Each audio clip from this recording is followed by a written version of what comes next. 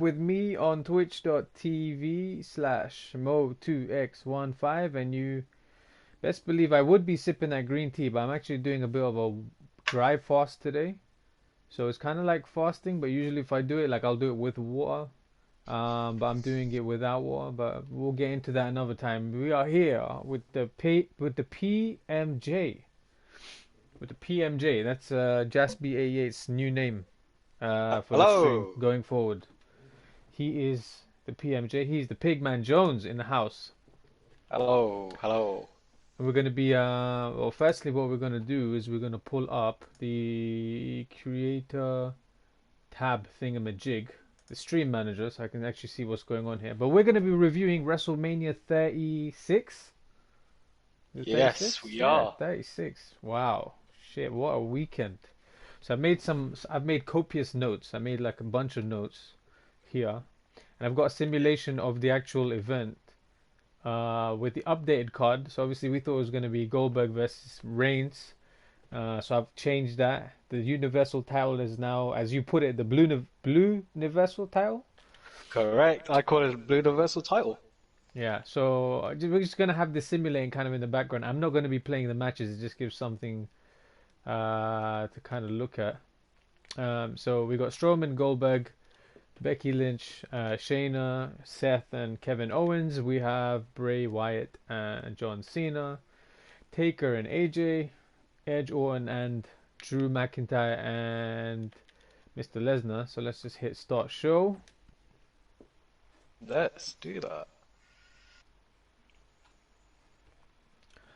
If you're in the chat and you can hear me, then obviously say hello to each other, converse. That way we know the audio is coming through. I think it is. I think we're fine. I think we're good. Okay.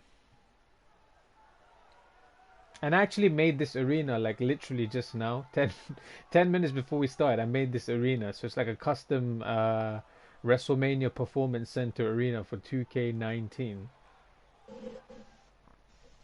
So I want to see how that looks. Interesting. Okay, so yeah, just go through the card here. Quick time. Everything is as it should be. Alright, so let me just pull up the notes. Alright, so how should we do this? Should we do this like as we go through each match? Yeah, we might as well just go through each match, match by match, We'll from the do. undercard to the main event. I was gonna say we'll give the undercard like a bit of an honorable mention. Like I don't really want to go into it because there wasn't anything really that I don't know. There was two matches Yeah. on the undercard, right? Like on the first night there was Cesaro and Gulak. Although Cesaro had a sick spot with the spinning Gulak around on his shoulders, that was pretty sick. And then I think on night two it was Natalia and Liv Morgan, and I think Liv Morgan won, right? I mean, I don't know Yeah. what else there is to say about it, but yeah, that's about it. And there was like a dark match too, but we'll talk about that a bit later on. Sure, let's do it. Let's kick it off then. Okay, so Mr. Jaspy88, Mr. Pigman Jones, Mr. PMJ, night Mr. one. Mo. Match number one was the Women's Tag Team Championship. Alexa Bliss and Nikki Cross defeating the Kabuki Warriors in 15 minutes and 5 seconds. So the way I'm gonna do is I'm gonna go through each one, kind of say what my prediction was and whether I was right or wrong, and then some notes I made. So what have you got on Yes. the opening women's tag title match? Um, Before I bring up my predictions, I think I got this one right as well. So I got Alexa Bliss and Nikki Cross. I thought this match, I wouldn't say it was bad. It had its spots where I just thought it was a bit weird. You had the very beginning where I think it was Kairi Sane just attacking Alexa Bliss, and then Alexa Bliss was just standing there smiling. I was thinking, what's going on here? I Yeah, don't know if you, I I don't remember. know if you noticed that. I didn't.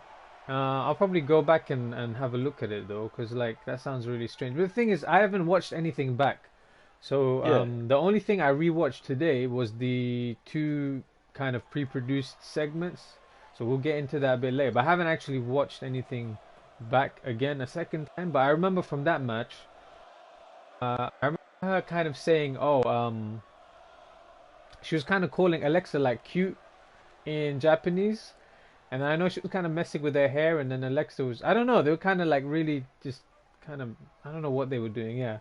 But I don't remember seeing that, what you just said. Yeah.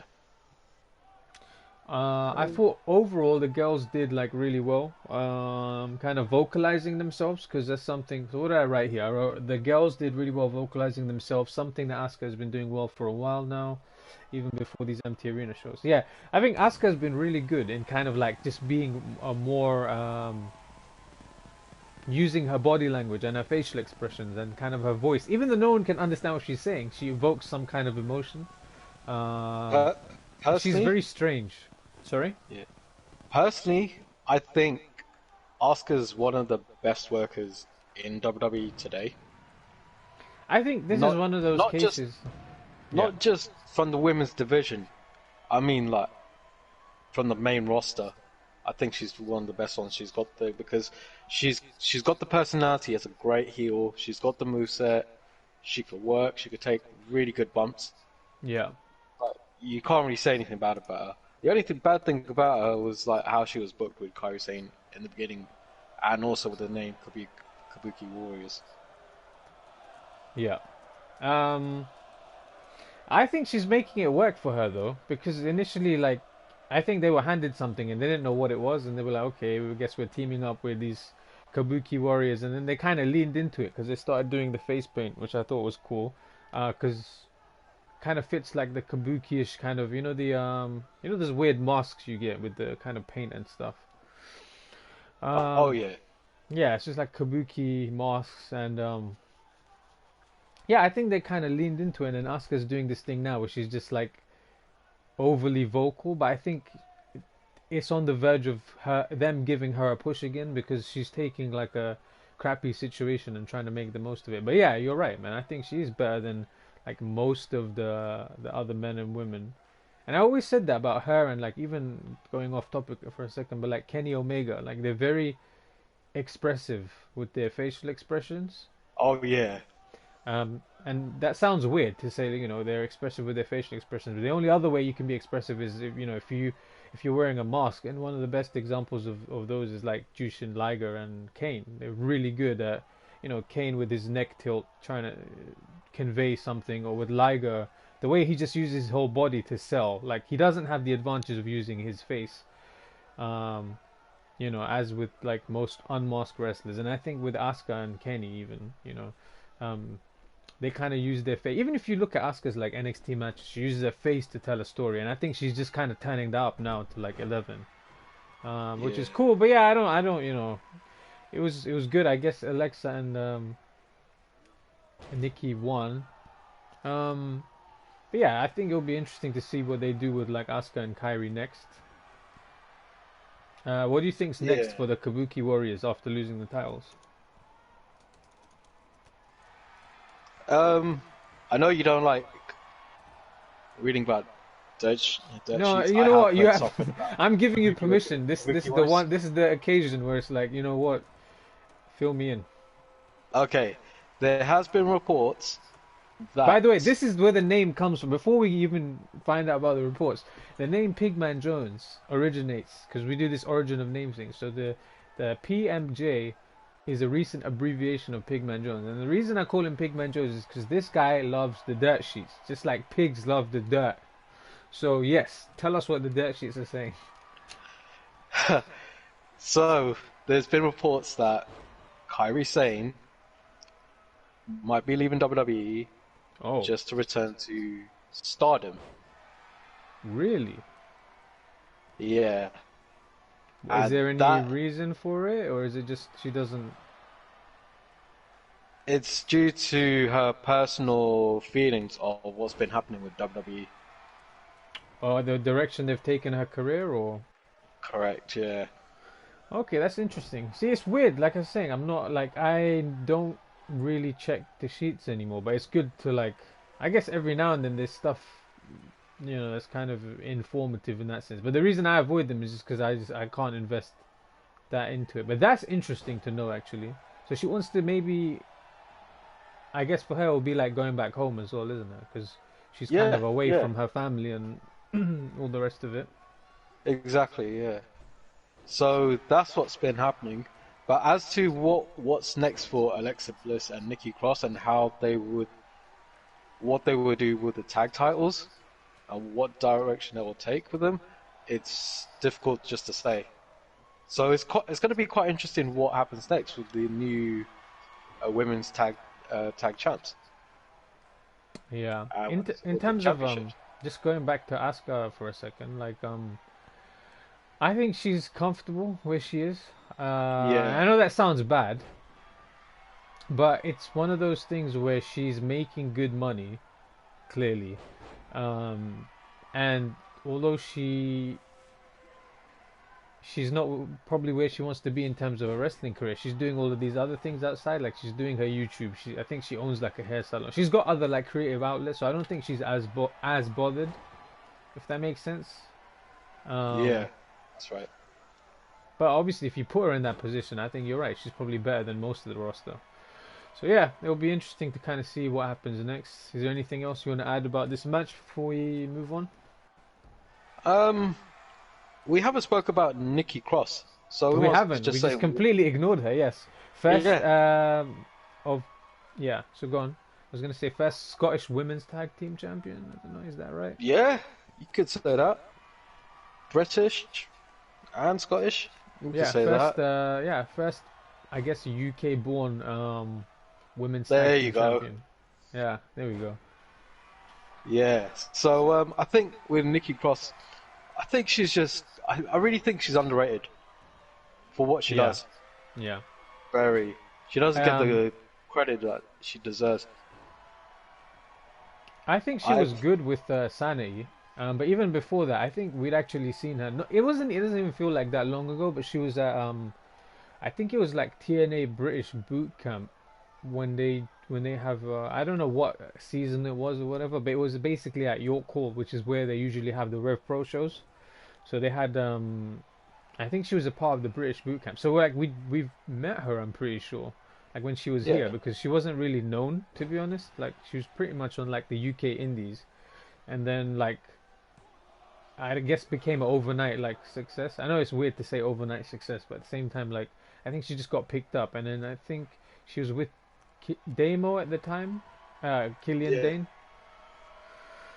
and that he's Yeah. another one. Yeah, we'd seen him, a couple of times here, and then they just kind of picked them up, and yeah, she's very good. Yeah, I think it'll be interesting to see, yeah, what they do with her and Alexa Bliss. Yeah. Maybe you forget anything else?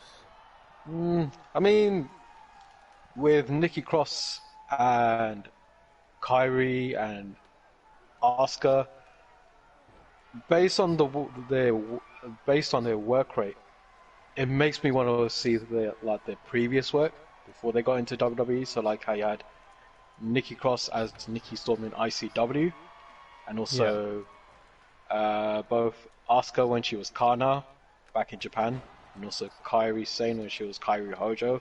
Man, I've seen Eh, Asuka take some licks from Minoru Suzuki. oh, that's the thing that I was going to say as well. How did she manage to do that? I don't know. You feel bad. Like when you see that stuff, you're like, that's not even right. Like what the fuck? For those of you that were just wondering what this is about Oh, you can between Google it. Google Kana it. versus Minoru Suzuki, the best thing I'll say is Google it. The match that you want to see is it's a tag team match between Kana and another male Japanese wrestler who's great. His name is what's the name again? Oh, I can't believe I forgot his name. I kept talking You about him blanked out. recently. Unblank out. Like Naomichi Marufuji. So it's Okay, yeah. Kana and Naomichi Marufuji versus Minoru Suzuki and Meiko. Another one I forgot. Meiko Satomura. Meiko Satomura. That's it. Yeah, because I remember seeing the Go. clips of that. Yeah, it was brutal. Gosh, why is my mind gone blank recently? Like sometimes it's on the tip of your tongue, and then it just kind of goes. Like There you go. Yeah. with Kairi Hojo or Kairi Sane or however we know her. I actually had no idea that I'd already seen her once, along with Io Shirai in Lucha Underground. I don't remember what season it was, but I remember they were like assassins or something for the Black Lotus. It was like this little Yeah. faction, and I think they had a match against Pentagon. Yes, that's right. So at the time, I didn't even know that was Kairi Sane. Um, yeah, it's weird how like when you, it's kind of like when you watch a movie and then you see an actor that you're quite familiar with, and then you go back and see like an old school film, and you're like, oh shit, I had no idea that this person was in that film. It's like the same thing when it comes to this. Like I had no idea that like Kairi Sane was in Lucha Underground. Yeah. Um, I mean, I guess we probably have said everything in terms of that match. It was a good match. Um, yeah, and then in terms of predictions, I think we both got one apiece. um, I actually got this one wrong because this okay, Really? yeah. So my prediction was Asuka and Sane. Purely because, Okay. again, like I've not really been following it. This was more of a, like a who do I want to win rather than who I think's gonna win. But yeah, so that left me at 0-1 to start the night. Um, but yeah, I think that's pretty much all of that match covered. Shall we move on to match number two? Yes, let's do that. Okay, so match number two, Elias defeats King Corbin in 9 minutes. So tell us, talk us through what your prediction was, what you thought, what your notes, what your thoughts and feelings towards Elias and Corbin. Um, I thought everything in terms of this feud was just strange, absolutely strange, because you had that segment between Elias and King Corbin where Elias was hanging from the podium, Yeah, yeah, and then Corbin was trying to like take him off the podium, and Elias is losing his grip, and then Elias is having that 30 feet drop on the yeah. concrete floor, and then the actual match itself and Mania, you just think, okay, how on earth is Elias going to be back? Because a 30 feet drop on the concrete ground that could kill you. Very likely that could kill you. How long ago was that before the actual match? I thought that was the go home segment. Was it the go home segment? It might have been. Yeah, I think it was maybe 2 weeks before. Maybe. But I mean, to be fair, if as a casual viewer, I think most people will just remember that, and that's I think the footage they used to build up most of the story for this. yeah, I mean, if there's any viewers that has got the right answer and that could actually correct us, please do. Yeah, let us know in the chat.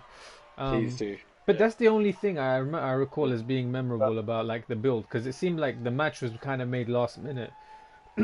Very late within the last at least four, around about 4 weeks when I think it was Gronkowski. He just randomly made Elias versus King Corbin. Corbin.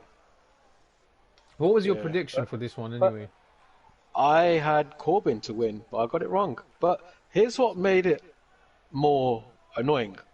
So, More on top of the fact that is you already get it wrong. Yeah.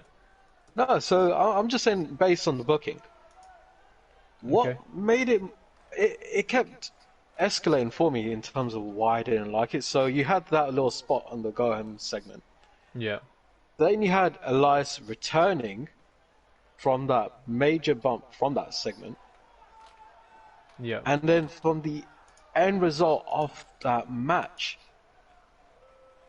he Elias is a babyface and he done a heel spot on a heel just to win. So he grabbed Corbin's tights on the pin just to win.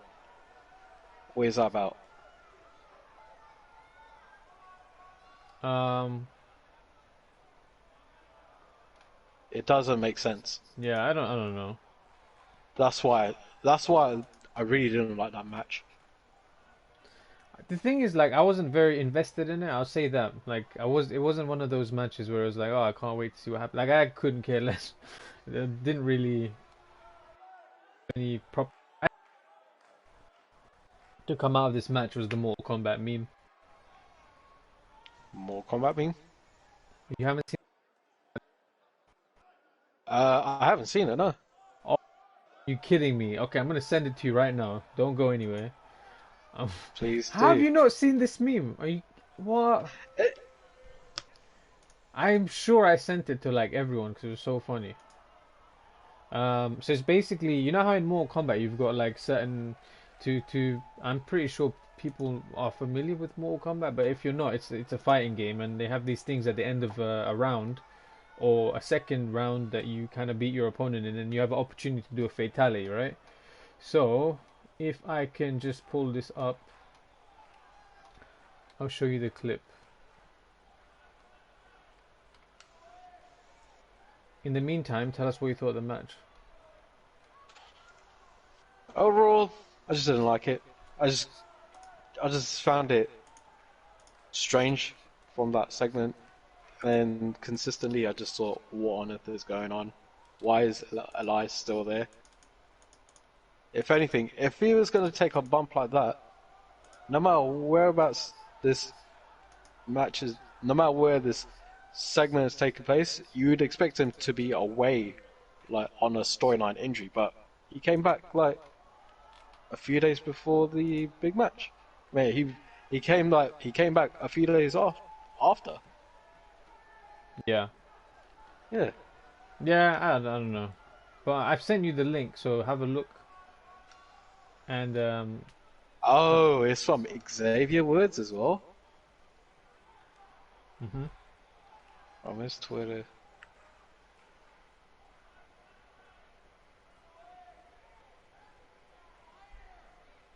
So for those of you that can't see, obviously, it's it's like Elias hanging off the edge of the perch, and then it just says finish him, and then Corbin hits him with a scepter, and he falls down. He takes a bump, and it says Corbin wins fatality. So for me, like that was the best thing to come out of this whole thing. In terms of the actual match, I think Corbin exaggerates. So I'm just gonna look at my notes here real quick, and I've written down Corbin exaggerates too much with his voice. And his actions don't match up to what did I write? What am I writing? Corbin exaggerates too much with his voice, and his actions don't match up, and it's jarring for me. So I think he makes a lot of like noise with his like mouth, and less noise with his actual actions, and it kind of like it's like an odd balance for me. It's kind of jarring. So like if he goes in for a back elbow, like or I don't know whatever a stomp, like he'll make more noise verbally than he does with the actual move, and it's just weird. Um, the guitar break at the beginning that sounded like a gunshot. That was pretty. I like that spot where, Elias is coming out. Corbin ducks under the bottom rope, kind of. I was gonna say scrolls towards, but he kind of rolls out the bottom and then kind of moves towards Elias. Elias ducks, I think, a clothesline, and then he smacks that guitar over the back of Corbin. I like that spot. I don't know why. I thought it sounded really good with no audience there. It came through quite well. Um, what else did I? Yeah, so I Um, wrote three things. um, yeah, about that guitar shot. I've seen Elias use that when he was a heel, and he used that just to win matches.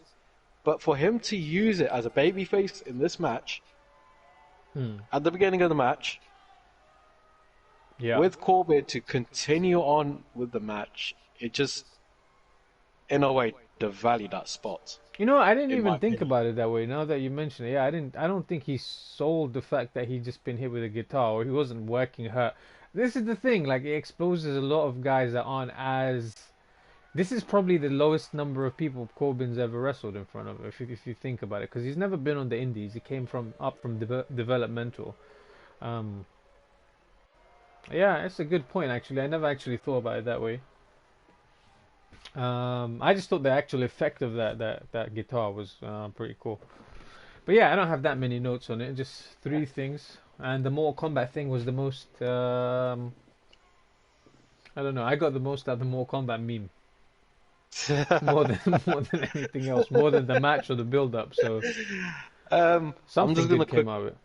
What I'm gonna do is I'm gonna quickly sign in, and I'm also gonna add it onto the comments of this stream, so that way if anyone is there just to watch, they Oh can yeah, actually the see it. link will be helpful. Yeah, so then that way, if anyone in the chat wants to see what meme we're talking about, then they can check it out. But yeah, that's pretty much all we have for match two. We shall move So on to that match. Sorry, gone. so that is one for you, and that's one for me. No, I haven't gotten anything right yet because I don't know why. Oh, you had Corbin as well. I had Corbin as well. Yeah, I don't know if I mentioned it when we started talking about this Oh, match. okay. So you had Basil Corbs, I had Basil Corbs. Cool, 1-0 to me then. Okay, so we Yeah, might as well so get to the I'm next I'm match. still not on the board yet. But yeah, match number three, which is coincidentally what's just about to take place in our 2K simulation on your screens, is for the Raw Women's Championship. We had Becky Lynch, the champion, defending against Shayna Baszler. Shayna Baszler. BASZLER. And Becky Lynch was successful. She defeated Shayna Baszler in 8 minutes and 30 seconds. Not a very long match. Yeah. But yeah, what are your I notes? just, What are your thoughts? I'm just, I'm just having a look at the actual footage of the WWE game. This is Hmm. the, so, for those of you watching, have a Yeah. look at Becky Lynch's face. I just want to give everyone the Okay. opportunity just to have a look at this. All right, there we see It's just, Shayna. you got Shayna Baszler being Shayna Baszler. She's getting introduced. There you go. She's gonna kill Becky. And look at Becky Lynch's face. Absolutely scary. Yeah, her eyes, for some reason, her eyes are really like wide open. Like she's really trying to stay awake. For those of you who've actually watched last week's predictions with Victor, I was the one that actually commented saying, "Look at Becky Lynch's face, very creepy." That was myself. I never actually even paid that much attention to it, but now that you mention it, yeah, well, her eyes are wide open for some reason. And we see the referee lifting up the Raw Women's Championship. So yeah, from the actual match, what are your thoughts? My actual thoughts. So I actually got this one right. I predicted Becky Lynch to win. It seems a bit of a bad thing because, you had Shayna Baszler who was built, she was booked in a way just to look strong since she got caught up. And now the fact that she's lost, you know, it just devalues like her actual booking build. So I guess I'm just wondering what happens next. Maybe the fact that Ronda Rousey comes back, which is what I was predicting as well, which is why I chose Becky. That was the main factor of my prediction. It was actually Ronda Rousey and what will be next between Becky and Ronda. Okay, cool. Yeah, I actually went the other way. So my prediction was Shayna Baszler. Again, I think the next time I do these, I need to kind of like we need to do them in two forms. So one would be who you want to win, because mine are kind of mixed. Some of them are who I want to win, and some of them who I think, as an intelligent fan, who I think they would book to win. So for this, I actually kind of both answers would have been Shayna Baszler. I thought intelligently like it would have been the right thing to do, and even as a fan, we are talking about Kyrie saying earlier like. I didn't really notice Shayna Baszler till actually much later on because I remember the Mae Young Women's what was it, the Mae Young Classic, and the first time I saw Kyrie Sane, I was just like I was so behind Kyrie Sane, like I literally just immediately fell in love with the character and like how they were kind of portraying her and on one side and then had Shayna on the other side, who's like a monster heel, compared to Kyrie, complete like polar opposites. And if I remember correctly, it was Shayna and Kyrie in the finals, and I was so over the moon when Kyrie won. And then, subsequently they've had matches after that on NXT, and then I started to realize that Shayna is really good at what she does because her whole life she's trained to hurt her opponents, and for her now, it's kind of like having to unlearn everything you've learned up until this point, where you're actually, in a cage, you're trying to to to kind of um, trying to think of a way to word this. Like if you're trying to legitimately attack and harm your opponent, whereas in this, Oh yeah. you're kind of having to hold back a lot, so you have to retrain everything you know. So in that sense, like I can respect that about her, and just the fact that, yeah, I started to notice that her and Kairi Sen had some. They shouldn't have had such good chemistry, but they did. If you go back and look at some of their matches, they're really good. Oh And yeah. then I started to realize, okay, I didn't really follow NXT, but I know they given Shayna the title, and she was kind of, for the longest time, she was like pretty much untouched. Um, and I thought that was great because she's a believable, legitimate monster woman. Like she can legit like hold on to that belt for a long time, and she can probably beat anyone on any given night. Oh yeah. And I thought this was all feeding into this moment where, like, I think with the Elimination Chamber, they kind of showed her as being really dominant. And Well, yeah. So that's what I wanted it to happen, and that's what happened, and I was actually happy with that. with But what? with the way how Shayna was booked in Elimination Chamber, Yeah, I just thought it was gonna pay off here, but obviously they have something else in mind. So what are some of the notes I made? This was a match my I'd like to say I was invested in, or more that I was invested in Shayna Baszler's simmering rise and invested in Becky Lynch's removal as the head on the front of the ship. Yeah, because she's been a champion for a while now. But after what you just said about, Ronda Rousey, yeah, maybe it makes sense for her to hold on if Rousey's to come back. The other note I have is just very surprised they decided to keep the title on Becky Lynch. I guess I'm less surprised now because obviously what you're saying also makes sense now, if they do have like plans for her and Ronda. yeah, my my biggest concern about this match was the actual finish. The Um, fact that the fact that the fact that Shayna should have won. My mind was saying Becky Lynch is gonna win. I yeah. stuck with my heart, my head rather than my heart. Um, so yeah, it makes you wonder what's next for Shayna Baszler. I mean, I guess. Well, there's something I want to say, but I won't say yet because it's like directly linked with one of the other matches. So we'll come back to that. Yeah, Okay, that's pretty much match number three. Yeah, I was so kind of yeah, surprised. So what happened? I'm So the guessing. match here just ended as well on the stream. Um, I completely missed who won because I was trying to pay attention to my notes. Oh yeah, let's One, not forget that. two. I actually don't know who won. I think Becky Lynch won. And don't tell me it was by submission. I think it was by Oh submission, no, yeah. wait, it's still happening. Oh, oh, you'll see it in a second anyway. Match number five.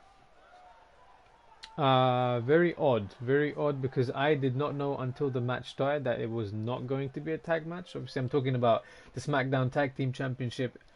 John Morrison defeats Jimmy Uso and Kofi Kingston in a Oh ladder match no. in 18 Let, minutes and 30 seconds. So your thoughts, please. okay, as soon as I found out, it went from a triple threat tag to a singles triple threat. I knew all along that I was not going to get this prediction right. So originally, I thought it was going to be a triple tag team match, not a triple threat tag team match, and I thought that the Usos were going to win because they came back. They need something to happen going forward. So I thought maybe they come back with the titles and look stronger than ever. But it didn't happen because the actual match itself changed, and I just thought, what? And then I thought, shoot, even though chose Usos, I have a feeling that Morrison will win, and Morrison did win. So the Usos were kind of like who you want to win, and Miz and Morrison were who you thought was going to win. Yeah, I mean, after I found out what was actually happening with the parts of. I didn't know because I thought I missed something. So okay, so for this I had got my prediction right. So I went with Miz and Morrison, and that brings my predictions to two wrong. Sorry, two right and three wrong. 18 minutes and 30 seconds. What did I write up in my notes? So I'm not sure when it was decided that this was going to be a singles triple threat match.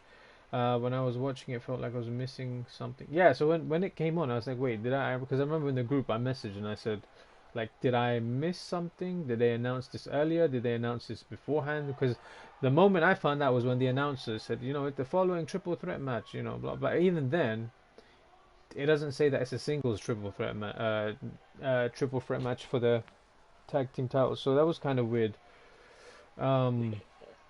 But yeah, that was odd. I don't even think they address it. They don't even explain it. What did you think of the match then? It was quite. They got a lot of time, 18 minutes and 30 seconds. I think the guys that they Yeah. chose to be in the match were obviously the right guys in Oh terms of yeah, which partner to absolutely. choose. I think Jimmy or Jay, either one would have been fine. But putting Kofi in the match was smart. Putting Morrison in the match over the Miz was good, and the ending with John Morrison was brilliant. I enjoyed that like a lot. Like when all three of them at the top, and they hit him, and Yeah, he kind of he gets knocked out, but his last kind of thing he does before he gets knocked out is he grabs the tag towels, he drops, and obviously costs him because he smacks on the ladder, and then he kind of rolls off, and then they're announced the winners. So I thought it was good. I enjoyed it. yeah. So that particular spot right there, I was thinking, okay, all three guys have got the titles. It's gonna be very likely that Morrison's gonna retain the titles. How are they gonna pull this off? And then as soon as that moment happened, I was shocked in an amazed way. Like they convinced me just to be shocked that It convinced you like to be something. shocked. Well, I guess I'm not explaining it right. I did not expect like how they managed to pull it Oh, off. okay, right. I see what you mean. Yeah, Yeah, you didn't I expect didn't. it to I didn't. Yeah, so I to didn't really expect it. successfully shock you. Yeah, okay, I get what you Yeah, mean. Yeah, it was good. I liked it. It was kind of a unique it was good. finish. It was a unique finish. It was kind of like, oh, what? Like, because there's been kind of things like that. I'm trying to think off the top of my head. Like, I think there was like a championship match once where I think Shawn Michaels hit Sweet Chin Music on it might have been Jericho. I think when Jericho was champ, and then Jericho lands on Triple H or Triple H. It was like more than 10 years ago. But it was one of those matches where Shawn Michaels hit Sweet Chin Music on someone, and it took everything out of him. But he ended up knocking who he hit onto someone else, and then they got the pin. So it was like I don't know why it reminds me of like moments like that when it's kind of like unexpected kind of victories. But that was really cool. Yeah, it was a good match. 18 minutes 30 seconds. Uh, Interesting seeing a ladder match in an empty arena. That was something. Yeah, Um, shall we move on? yeah. So before we get to the next match, let's just calculate really quickly how many matches we got right. So Shayna, no, so the Becky Shayna match, I got that one right. Alexa Bliss and Nikki Cross versus Kabuki Warriors, I got that right. Um, so I think I was 2-2. Okay, and then what did you get for the tag title match? I chose Usos. So at the SmackDown Tag Team Championship match, I'm standing at 2 right and 3 wrong. Have we done 3 matches? That was match Yeah. number 5. 5. So hang on. Oh, we made a mistake here. We need to back up. So everyone needs to just ignore everything we just talked about. Um, because we skipped the order. Match number 4 was for the Intercontinental Championship. It was Sami Zayn, champion, defeating Daniel Bryan in 9 minutes and 20 seconds. Okay, so we're going to classify this as number 5, which you Yeah, skipped. it's fine. It's all good. Okay, that's nice. Um, So I actually got this one right. I thought it nice. was a bit I thought it was a bit too soon for Sami Zayn just to drop the title after so long of winning a singles title, Yeah. being on the main roster. It's I, been a very, very long time. I think it was. I'm not too sure if it was 2016 or 2017 when he got called up to the main roster, but since then he didn't really get a major singles title until a few months, like February. was it February? It was very recent. Yeah, it was in February. It was at the let's see. Elimination Chamber, I suppose. What date was Elimination Chamber 2020? Let's do a quick Oh, search. oh, that was actually March. That was actually a March, so that was last year. Elimination Chamber 2020. Yeah, 8th of March. Um, Yeah, yeah, so I I thought agree with you. I also went for Sami Zayn, so I got that one right. 9 minutes 20 seconds. the I liked the fact that JBL. Oh, I didn't mention that JBL. Yeah, has been on commentary with Michael Cole, and I like when he said that Sami Zayn's been he earned the Intercontinental Championship, and then Michael Cole says did you just say earned? And then JBL says Maggle. Do not let the facts get in the way of my argument. So I had that in my notes. So JBL was cool, man. Listening to JBL again, he can be annoying at times, but it was good to hear his voice. just Um, he's a very good color commentator. yeah, I made a couple of notes here actually. So I've got like 5 little bullet points. My second one says not warming up to the new aesthetic of the Intercontinental Championship. So what that means is I don't like the look of this new Intercontinental Championship, because the one I grew up with was the one that I linked with like Edge. So before this, I believe it was the white strap, which was the one that Cody brought back, and then the one they were using before that was kind of oval, like a longer, vertically longer kind of oval shape. The one that I kind of associate with like Rhino and Edge and Chris Benoit and Oh, the black strap one, the yeah. really old So one. I really Yeah, just don't like the aesthetic of this new Intercontinental title because it looks very kind of generic. I just don't like the look of it. I'm sure kids now love it, and yeah, it's an opportunity for them to make toy belts and make more money, but just not liking it. My next bullet point is the Artist Collective. I think that's what they're known as now. So Nakamura, Sami Zayn, and Cesaro um, are known as the Artist Collective, and I wrote down that the Artist Collective, along with Drew Gulak and Daniel Bryan, are all gold. They're all ring veterans, and they would, any one of them would fit that Intercontinental title very well. Um, because I think that is what that title represents. It was like, the working man's title back in the day, like really good workers. And it's the guys that are in that category that you'd want during these empty arena kind of shows, because they actually can work in front of no one because they've done it before, and they kind of work their way up to where they are now, and they're like, yeah, more than anything, they're like really good workers. That's not to say that someone like a Baron Corbin isn't a good worker. I just don't think he has that kind of experience that these guys have had. Um, so yeah, I wrote down that they had like, a good fit for that championship. I also wrote down that any one of them I can see as a future world champion. But on this night, the title stayed yeah. with Sami Zayn, and I fully support that decision because, yeah, like you said, it's too early to kind of hot pocket or hot potato the championship already. I think Sami Zayn would have a decent reign at any time, but I think the more or the longer the period of time is that he has the title, the more he can do things to get that heat. People complain about how he didn't, beat anyone, and that's the whole point. That's heat right there. Like, you know what I mean? Like, he's very good at what he does. And the match I think ended with a standing haluva kick whilst Daniel Bryan came off the top rope. Yeah, so that was interesting. The other thing that's like, Yeah, that was quite new to me, having to see a standing haluva kick.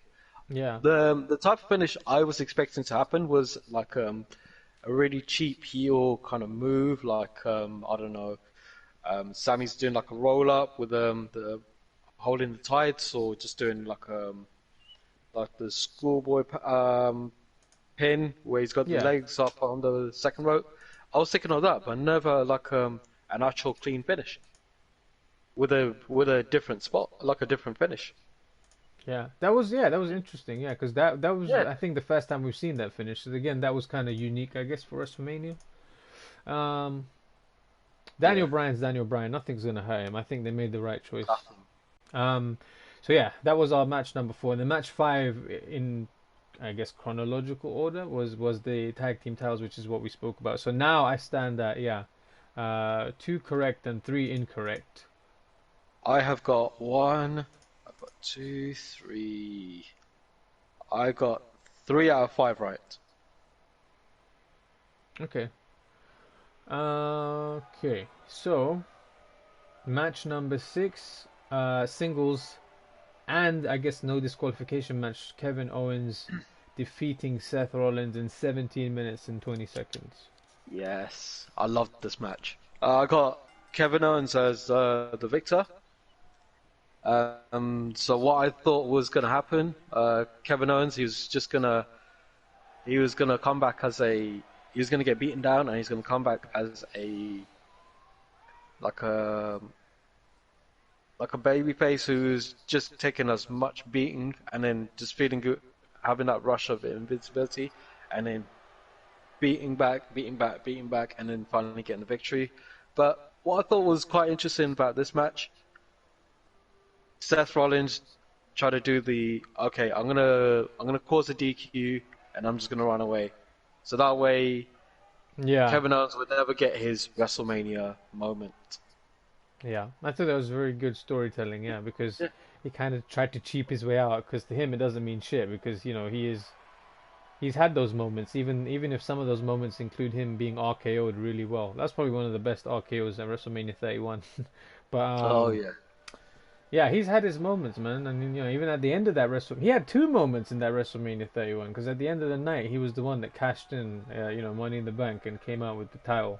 So he's had his moments. So yeah, I see what they tried to do there. Like he's trying to rob Kevin Owens of the thing, and then obviously Kevin Owens is beaten down, and he says, "No, we're going to continue." And they kind of just impromptu made their own like no DQ match, which was interesting. But you kind of forgive stuff like that. I think for me it was my match of the night in terms of the stuff we saw in ring. Yeah, It was definitely like I don't want to take anything away from anyone else, but they worked hard. They took a beating from absolutely. each other. They two guys, they're two guys that put their bodies through a lot and told a great story. And I don't even like Seth Rollins anymore. Um, he's looking like some So kind his of heel mate. work works? I don't even like, he looks like some kind of maester out of like Final Fantasy or something, wearing his like white Messiah garb and stuff. But yeah, right now these guys are invaluable for the WWE during times like this. They need guys like Seth Rollins. They need guys like Kevin Owens. Yeah. Because of that match, it made me want to go back and watch the match from 10 years ago. That match can be found on Ring of Honor's YouTube channel, if anyone Yeah. wants to watch. Unfortunately, they don't sponsor us anything, so that's the only time we're gonna mention that. It Uh, would be good if they did, though. That would be quite cool. Yeah, I don't know what to say about what else to say because it was really good. It was a solid match. I'd definitely say go and watch it rather than listen to us talk about it. Is there anything else you want to say about that one? yeah, so there was the elbow spot from the WrestleMania sign, which Kevin Owens done on Seth Rollins. I thought that was great. It gave me that kind of Mick Foley style kind of hardcoreness, because that was like how Mick Foley used to do his elbow drops. He used to run and then do like jump and then do the It was elbow very drop. Foley-esque. Yeah, yeah, I Yeah, see very that. Foley-esque. Yeah. So Yeah, yeah, I definitely. really liked that. I think that was the highlight of the actual match itself. Nice. Yeah. Yep. All right, cool. What about? We had an impromptu little thing that happened after this match where Mojo Rawley pins R-Truth for the 24/7 championship. I thought it was a fun little breather. It was a distraction, but it didn't really do much for me. It's not gonna count again as part of the main kind of thing we're reviewing. It was just something that happened. I guess to break things up. But match number 7 was for the Universal Championship. So it was Goldberg defending against Braun Strowman, and Braun Strowman defeating Goldberg in in Oh, in a in a match that went 2 minutes and 10 seconds. I don't know where to start with this match. So you said that you would much rather watch Sharmell versus Jenna Morasco from TNA Victory Road. Was it what year? 2009. That was 2009. So those So of you'd rather you, watch that a million times than watch this match. So I kind of said, okay, all right, well, here's the link. You might as well get started. so for those of you who are wondering why I feel this way, I just picture as this the Jenna Morasca versus Sharmell match. They It's a match between two women who don't really have much experience in terms of wrestling. You know, you expect them to have a really bad match, but for someone like Goldberg and Braun Strowman, this match I like to call the Stroberg match. There was it Stroberg was match, yeah. for the Blue Universal title. It just These two guys are very experienced of what they do. They could have done more just to make it a very, very great match. Given the fact that Goldberg can't really have a very long match himself, Yeah. I mean, the move set that they could have done, they could have made it a bit more adaptive, but they haven't. They just stuck to Goldberg doing 4 spears, Strowman kicking out, and then Strowman winning with 4 running power slams, and that was it. And then Strowman won the title, his first ever major title. That was not how I wanted Strowman to actually win his top title. I mean, I this was is what I expecting. said afterwards, right? I was like, it takes like a pandemic for them to give him the title. Yeah, But yeah, yeah. I It mean, was a bit. It was a real shame. yeah, Well, I everything had else happened in the match. not Goldberg to win, so that's kind of why I put my prediction is because originally this match was supposed to be Goldberg versus Roman Reigns, and then Reigns pulled out for understandable reasons. I think he even put out like a video or something on social media, and I saw like a YouTube clip of Reigns explaining why he made the decision he did, and it's totally understandable. I totally get where he's coming from. But just the way they handled it, like in terms of WWE, I think maybe they thought they could convince him, but you know that was up until the last moment, and then literally like right before WrestleMania, they just kind of put in Strowman without any rhyme or reason or any explanation. They just kind of threw him in there, and it was like, all right, cool. My prediction stays the same. It was going to be not Goldberg that wins, and that's kind of what happened. So that brought my predictions up to 4-3, and I wrote down a couple of notes. So I wrote down that I was in mark mode for this match. So every time there's okay, so let me explain that. Every time there's a Goldberg match, I become a kid again. I don't care who it is. I don't care if it's the Fiend. I want Goldberg to win. I just want him to come in there, smash someone up, and then just win. And when he beat the Fiend, I know I'm in the small, well, I'm not even saying small minority, but like the majority of vocal fans, let's put it that way, because it might not even be a majority. Because, you know, after Goldberg won the Universal title, the most views they got on that Instagram page was that picture of Goldberg with the Universal title. So it might be the vocal minority that were, you know, hating on Goldberg or whatever. But I was loving it. I was like, yes, he just smashed him. He just beat the Fiend after they built him up. And I get it. It's for me like a short term kind of just, it just pops me short term because I'm a mark for that era of like wrestling, and it's just Goldberg, isn't it? So although logically, as an intelligent fan, like I know Goldberg's time has to be coming up. For this match, I was still kind of backing him internally to win, but my prediction was definitely for him to not win the championship because it doesn't make sense. So my prediction was correct in that Goldberg didn't win the match, but it wasn't a loss to Reigns, but to Strowman. That's the note that I had. And my brother described this as the WWE. My brother described this and the WWE title match as finisher spam. Yeah, so it's hard to argue that they literally just went and just hit finisher Yeah. after finisher, and it was like 2 minutes and 10 seconds, and then Strowman has now won a green-looking Universal title, a blue-looking Universal title. He's won the Intercontinental title. He's won the tag team titles with a child, and yeah, we'll see where they go from here. Didn't he win the Andre the Giant Battle Memorial? Has he? Oh yeah, that wasn't. So that's something that's I guess worth mentioning. As John Cena here in our simulation just defeats Bray Wyatt. It's worth mentioning that there was no Andre the Giant Memorial Battle Royal this year for obvious reasons. Because that's one quick way to spread coronavirus. We don't want to do that. It doesn't make sense. Oh no, I'm of sure course Andre not. the Giant would understand. But But yeah, I don't know. Maybe has he not won it before? I know the Big Show's won. I was there for the first Andre the Giant Memorial Battle Royal when Cesaro. That moment is burned into my brain when Cesaro picked up the Big Show, like the way Hogan picked up Andre and he slams him over the top rope. Like I will never forget that memory. It was freaking insane. Yeah. That was the first Andre the Giant Memorial Battle Royal. I know Baron Corbin has won it. I know that Matt Hardy has won it. I know the Big Show's won it. Um, and there's one that I'm missing. Who else won it? I think it was Mojo Rawley. Yeah, yeah. That's why I can't. See, it's not very memorable. And then we had Gronkowski. Yeah, don't remind me. Forget all of that. Like the That's why it was a victory to forget. yeah. So anyway, yeah. Somehow So I managed to somehow I managed to remember it. yeah, yeah. But let's keep it moving. So I mean, that's pretty much. There wasn't much to say. It was a 2 minute 10 seconds match, which was Yeah. followed by a match that was so I much better. oh, Sorry, go on. Before we get to the next match, I just want to say one quick thing about the Stroberg match. I like to say it as -6 star match. Okay, this isn't the dirt Say sheet. no This more. isn't the Meltzer report right now. Okay, we don't do that. We just give our opinions. We talk about how we felt, and that's it. We don't pay attention to those dirt sheet people. To your friends on the dirt sheet side of things. This is the Pigman report.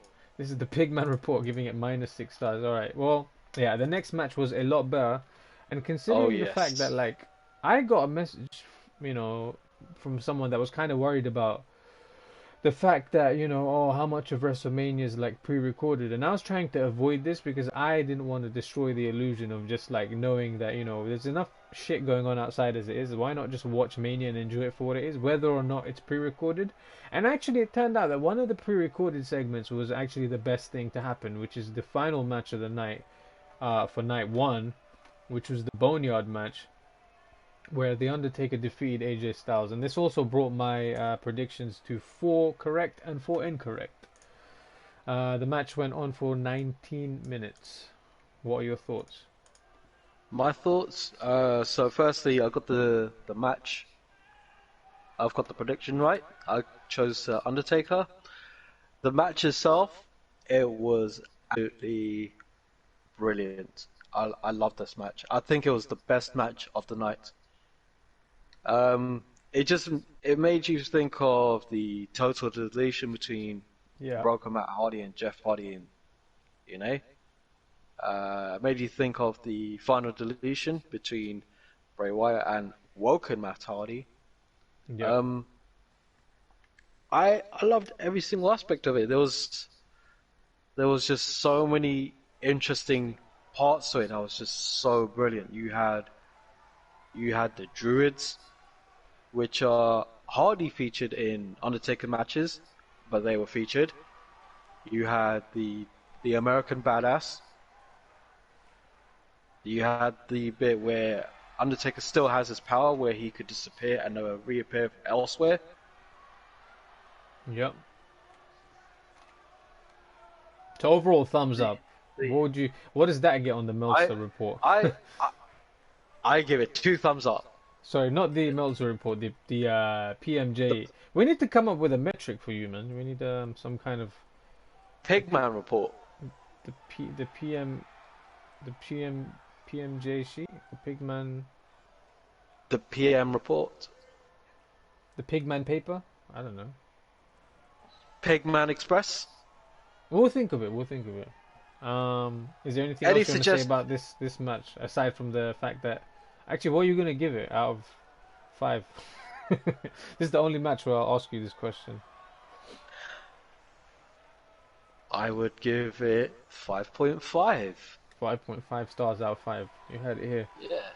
Um, It broke the scale for me. yeah. Okay. Is there anything else you want to mention about that one before I go into it? So right at the very ending, you see AJ Styles' hand after being buried. It makes you think, what is next for AJ Styles? Okay, cool. Yeah, this was definitely, although it was a pre-recorded segment. This is the thing, like I think sometimes wrestling fans are just toxic for the sake of being toxic. like the best thing was this pre-recorded segment with this whole boneyard match, this thing that no one knew what to expect, which was good because they Yeah. could have gone in any direction. And I brought like quite a few bullet points here, so I'll go into what I've kind of have here. As the Undertaker rolls out in his bike and this 2K simulation.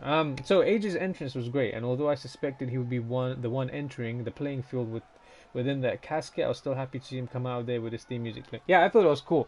So obviously when they open the casket and he's just like laughing and he's just being like a heel, and you just hear the phenomenal one theme music, and they kind of have the graphic up of it says AJ Styles, his introduction almost.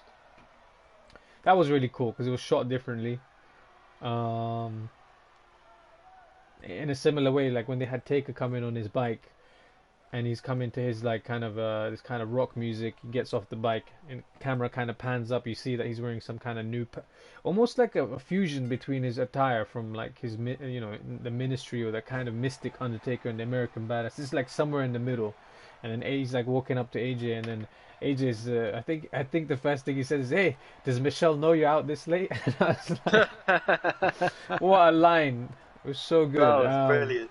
It was brilliant, yeah. It was high drama. There was a great use of soundtrack. So like an example of that is like so I've written here. Okay, so when after getting rammed through that shack, like Taker starts like heaving, like he's on the floor, and Styles runs him through the. You remember the wall of the shack, and then he's kind of down, Oh yes. and he's kind of sitting up next to the base of the tree, and he starts heaving very heavily, like he's breathing very heavily, and at that point the violin starts to play, which I thought was great because it helps tell the story of how Taker's like kind of past his prime, and AJ's yelling at him, you don't have it anymore. Like it was very good use of sound design to kind of get things in at the right time. Yeah, so then Taker's like sitting at the base of it. Whoa, Luke Gallows is interfering in this match, and he's attacking Oh, AJ Styles. What the fuck? Why is he attacking AJ Styles? This is something unexpected. unexpected. Yeah, he's standing on the club, but it looks like he's having some difficulties. Anyway, back to my notes about the actual match. Yeah, so he's sitting at the base of the tree. He's completely winded, and he sticks up his middle finger to AJ. I thought that was great storytelling because it kind of symbolizes that although his body isn't able, like his mind is still defiant, and as he gasps, like he's like gasping, he's like, "Come on," to like AJ, and even like near the end when the use of the gong sound, it kind of cuts off the soundtrack that's playing because obviously in the back there's like a backing track that's playing, and then when you hear the gong kind of sound, it kind of signifies the end of the boneyard match. So I thought it was excellent use of like sound design. Like I Yeah. was hooked, man. I couldn't take my eyes off the screen. I had goosebumps when AJ was about to dump the cement on Taker, and then you kind of think it's over, and then he kind of just appears behind him with like the blinding light after he's been he gets a second win, and that's where things got more mystical, whereas everything prior to that moment was like American Badass Undertaker. Now we're about to see some of the more like mystical aspects of the Undertaker persona, such as when he raises the flames on the top of the roof, when they go to the top, and he's using his mystical abilities. It's kind of different from the American Badass. So I think they blended these kind of mythologies really well. It was interesting, and for some reason, the tombstone to Carl Anderson on the rooftop was great, man. I don't know why, but it popped me when I saw him. I just imagined because you can't see his head, right? So when he gets tombstone, you just imagine his chrome dome like smacking on the metal Yeah. on the Yeah. upper deck, and just before that, he throws I think Gallows just off the side, and then and then he chokeslams AJ off the top of the roof. The Boneyard match had everything, and in good proportion. What else did I Yeah. write? So when Taker's walking with AJ on his shoulders, his limp body, and just musters up. Oh, okay. So when Taker's walking with AJ on his shoulder, like that whole bit, when he's kind of like he picks him up and AJ's kind of apologizing, and he's like, "Sorry, what are you sorry for?" Like, I thought it was so good. There was so much Yeah. good storytelling, man. It was so good. So he picks him up. He's got his limp body in his shoulder, and AJ barely just musters up the energy to say, "Don't bury me." And I thought that was brilliant because it works on like more than one level. So obviously there's the actual physical act of him burying him in this kind of like I guess it's like a variation of a buried alive match. But also on the level of like don't bury me, as in don't beat me at WrestleMania, which is cool. I think speaking about like WrestleMania, like in my opinion, it was the best use of the Undertaker since WrestleMania 30. What kind of made it much more interesting? So AJ Styles did have a few feuds before he faced the Undertaker, where some unfortunately these particular individuals, these WWE superstars, have actually been buried. So you had Cedric Alexander, you had Oh, I thought it Ricochet, was about to get morbid. Alberto Yeah, Carrillo, Ricochet. Yeah. all those guys that actually been buried when they had their feud with AJ Styles, and now the fact that AJ Styles is It was begging all. to not It be was. buried, Yeah, it was it all felt feeding like into the Undertaker. Yeah. it felt like a poetic justice in a way. Yeah, definitely. It was. It was. That's It was emotionally engaging. Like you felt sympathy for the Undertaker, like because he is, much older along, or he's much further along in his career, and just when he's sitting down, he looks, disheveled. He's like seeing stars, and you can see it. This is why what we were talking about with the use of facial expressions, and you can see it on their faces, the story they're telling. You felt powerful, when you see his re-emergence, and he's almost no-sold everything, and it just feeds into the to what you know about the Undertaker. It was emotionally very engaging. I thought it was great. Um, I saw something online about how the only thing that would have made it slightly better is if AJ's hand after he got buried was sticking out of the grave doing the too sweet. Um, and the last thing I had down was right at the end we see a great shot of Taker on his bike sticking his fist up in the air, flames bursting from the upper deck with the Undertaker laser logo projected on the roof. Was an exclamation mark to cap off the Boneyard match and a very unique WrestleMania. As we see Taker riding off into the night, and the WrestleMania logo appears on the bottom corner of our screen. I thought it was a perfect way to end the first night. yeah, that was Um, really good.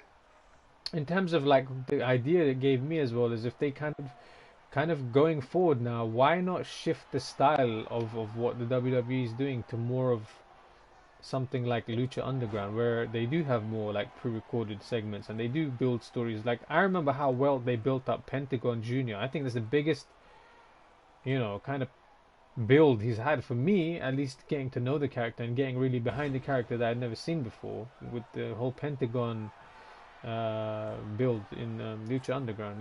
The stuff with the Vampiro, everything. Yeah, so I think this is something maybe they could do more often, possibly. But yeah, that was night one. That was the main event of night one. Shall we move on to night number two? Um, Um, yeah, we could do that. I mean, well, I'm just calculating the matches that I've got right. So if we were to exclude the pre-show match, which I didn't predict, I was predicting the main show for night one. I got 6 out of 8. nice. I got 4 out of 8, so I got four right and four wrong. So that's about accurate for me, anyways. Yeah, Night number two, match number. So we just see Undertaker beat Styles here in our simulation as well. Good timing. Night number good two.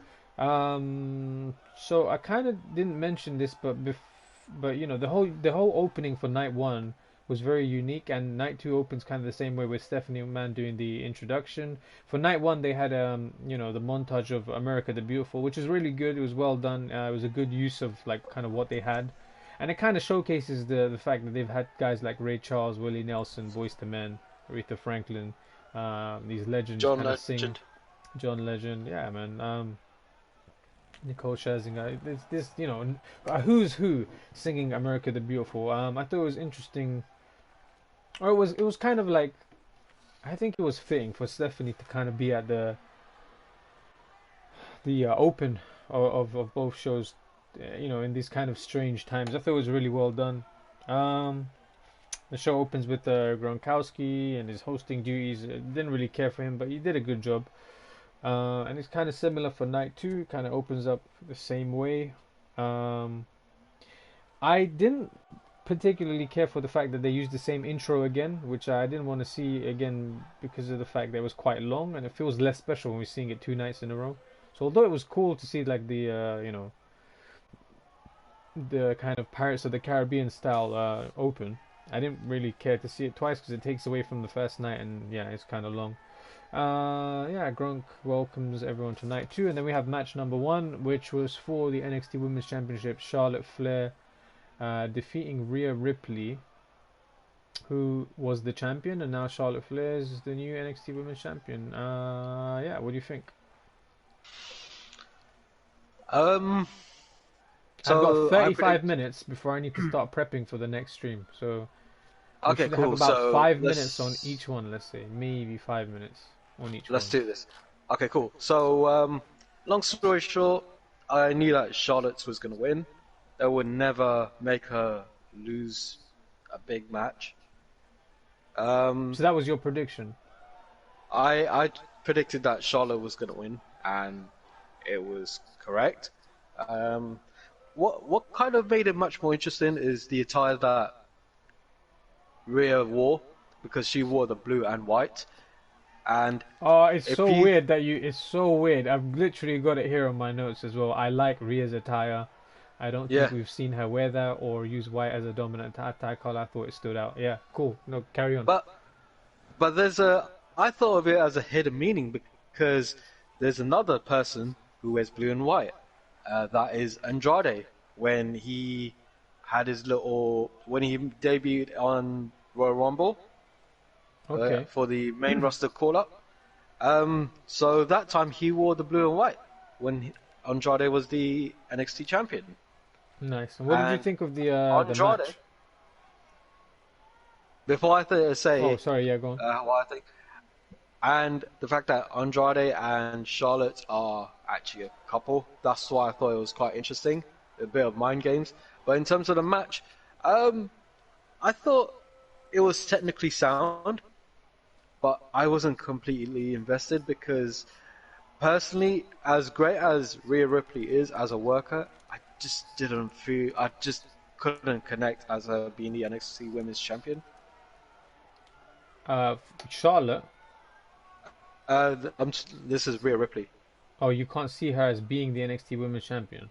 Yeah, just Okay. while she's got the title, I don't know what it was. When she announced that she was gonna go after the NXT champion, Yeah. which is at that time Shayna Baszler, I thought, okay, great. And then once they had that slow build, and then they tried to make Rhea Ripley like the top female in NXT, I thought there's other talent that's been in NXT before Rhea that should have been at the top, and that's Okay. probably why I just couldn't connect with Rhea. Okay, that's fine. I went the other way. So my prediction was for Rhea Ripley to retain the title. And the notes I have is I was surprised again, like with Becky's win, that Charlotte won. But I don't know what their plans are. I thought that Rhea would have had more to gain than Charlotte by winning. I liked again. So back to Rhea's attire. You've already spoken about that. I thought it was interesting. I didn't think of the Andrade thing. That was just nothing. That went over my head. And the other thing was like it just made me wonder when Charlotte's last loss at WrestleMania was because I guess it was last year technically in the triple threat, but like she beat Asuka, so that was quite memorable. Yeah, Um, I thought 20 minutes and 30 seconds was a bit long. that's what I They were thought as well. It screaming was very just loud too at long. certain points, and I was like I had to turn it down. I'm like what the fuck. Yeah, I mean, I don't know. I haven't been following Rhea's build as an NXT champion, so I don't really know. I just thought logically, like, what I do know, I based it on what I knew about Charlotte first. Like, she doesn't need this win. A loss wouldn't hurt her, and it probably help build Rhea Ripley. But I guess they went the other way, and yeah, it is what it is. Um, Yeah. anything you want to add before we move on? Um, with Charlotte winning the NXT Women's Championship, it makes you think who's going to be next and who's going to take the title off her. It's going to be very interesting. I would. I hope it's the right person as well. Do you think it could be Shayna Baszler? Could be Shayna or who I want to win. I would like to see win. I know who the- you're gonna the say, person. and that's a good one too. No, go on. I think it should be Tony Storm. Oh, okay, I got that wrong then. Toni Storm. Yeah, she's NXT Women's UK Women's Champion. I haven't followed that brand, so I don't really know. I thought you were gonna say Io Shirai. Well, yeah, Io Shirai would be a good pick, but who knows with Io Shirai? Okay, so that's our thoughts on match number one. NXT Women's Title to open, leading into match number two. Aleister Black defeated Bobby Lashley in 7 minutes and 20 seconds. Do you have any thoughts? Because I don't have many, but we'll get to me in a second. Tell me what you think. I thought that Bobby Lashley was going to win this. I was wrong. What else happened? I really think Aleister Black's a great wrestler. Um, there has been talks about him getting the push that he needs just to be at the top of the company. But the reason I chose Bobby Lashley is because of the WWE Championship, and I honestly thought that Brock Lesnar was going to retain, so Brock and Bobby could finally have the match that they should have had a very, very long time ago, and then maybe have it for the WWE Championship and somehow have it for SummerSlam. Okay, cool. But the match itself was good. I don't really have anything to complain about it. Yeah, I mean, I don't have much to say about it, to be honest, because I think maybe they booked it very last minute, but I think this was one of the ones that came in late. I wasn't very invested in it. I did pick Aleister Black to win, so that brings me up to one correct and one incorrect. 7 minutes 20 seconds. I mean, literally all I've written down is I predicted that Aleister would win, and I'm not sure why. So that I don't have much to say about it. I just kind of tuned out with the whole Lashley. I think they ruined him. They ruined Rusev and Lana, but that's a conversation for another day. Like, I still don't know why they're still doing this on-screen stuff. I really have no idea. But I wasn't very invested in this, so I'm not going to invest too much time into doing the review. So unless there's anything else you want to add, let's keep it rolling. I'd say we could just move on.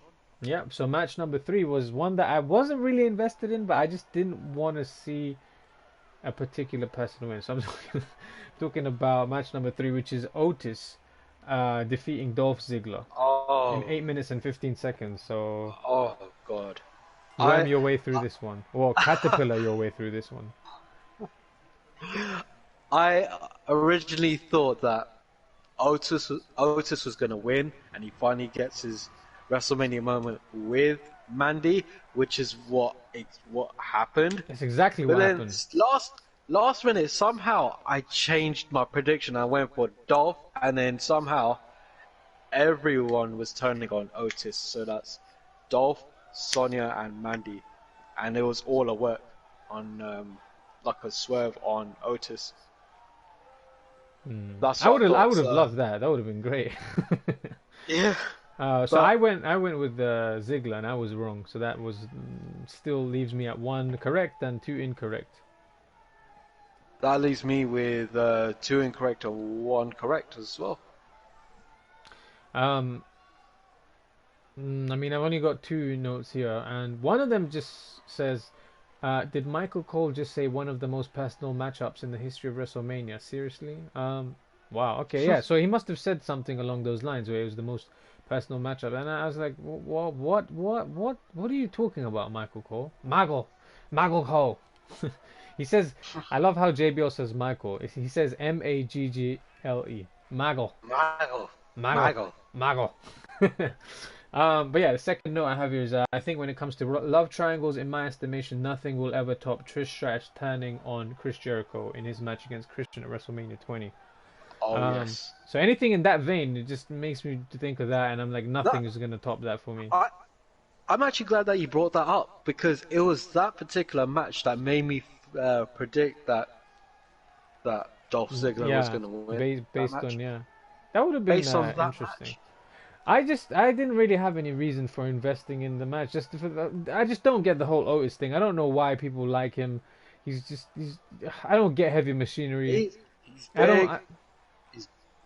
He's big. He's funny. The way he says Tucker's name is great. Is that Ducky? Yeah, I don't buy it. You know, that doesn't appeal to me. Like, I don't get Oh it. yeah!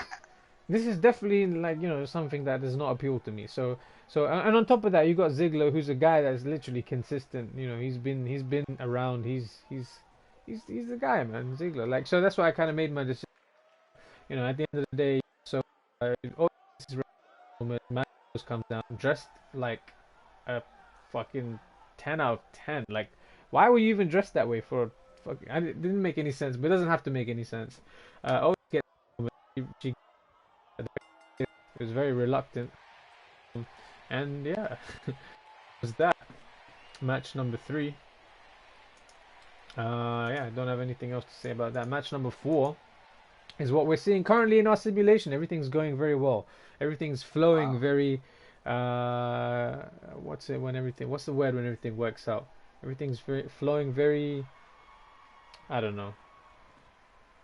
Flowing very consistently. No, flowing congruently. Parallel. I don't know. One of these words where everything's going right. So yeah, we see Edge and Orton starting off their last man standing match.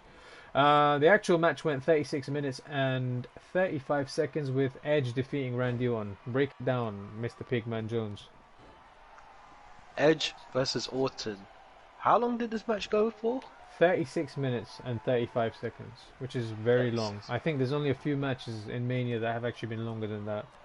Yeah, this is actually the second most longest match ever after in WrestleMania history, behind the Iron Man match between Shawn Michaels versus Brett in Wow, WrestleMania 12. that's saying something. Yeah, it's it was very long. I think there was spots in Was it this too match that long? That's the was question. 36 minutes too long. I say around the midpoint of the match, there was quite a lot of stuff that didn't need to be there. I Mm. can understand there was a last man standing match. Yep. They wanted to do all these spots around the whole WWE performance arena with the performance center, Hmm.